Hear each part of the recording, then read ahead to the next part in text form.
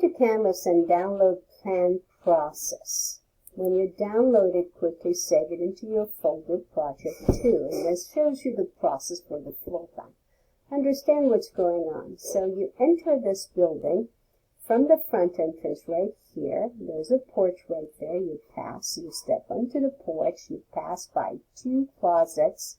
There's a door that takes you to the kitchen. You walk straight. There is a dining room over here and a living room here.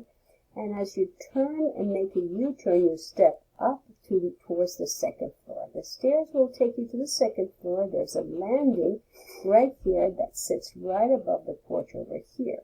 You can take the bathroom. The only bathroom is on the second floor. Keep in mind this is a vacation home. You then make a turn over here. There's a study over here that overlooks the living room below, giving you this dashed line below. And there's a sleeping area over here, and this wall and that edge of the balcony gives you this dashed line on the floor below. You can go through the bathroom, closets on either side, dressing area, and back again towards the sleeping area.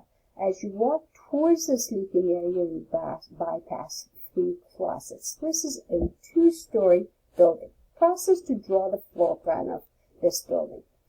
It's important to understand that the building is essentially a square 33 feet by 33 feet with an extension of 2 feet 6.